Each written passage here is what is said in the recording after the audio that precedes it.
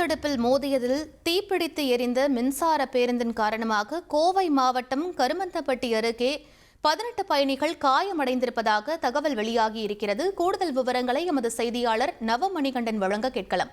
வணக்கம் நவமணிகண்டன், என்ன நடந்தது? முழு விவரங்களை பதிவு பண்ணுங்க. திருச்சியிலிருந்து கோவை நோக்கி வந்த மின்சார பேருந்து கருமத்தம்பட்டி சென்னியாண்டவர் கோயில் அருகே உள்ள பைபாஸ் சாலையில் கட்டுப்பாட்டை இழந்து திடீரென சாலையில் தடுப்பு சுவரில் மோதியது.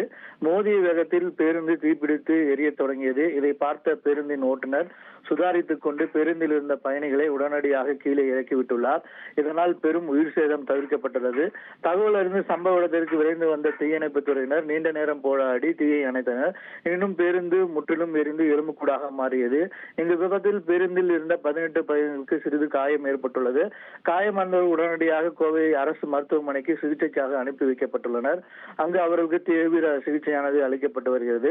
விபத்துக்கான காரணம் குறித்து கருமத்தம்பட்டி காவல்துறையினர் வழக்கு பதிவு செய்து விசாரணை மேற்கொண்டு வருகின்றனர்.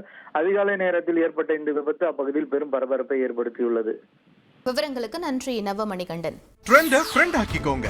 2.5 கோடிக்கும் அதிகமான தந்தி டிவியின் சப்ஸ்கிரைபர்ஸ் அண்ட் ஃபாலோவர்ஸ் குடும்பத்துல நீங்களும் இணையுங்க.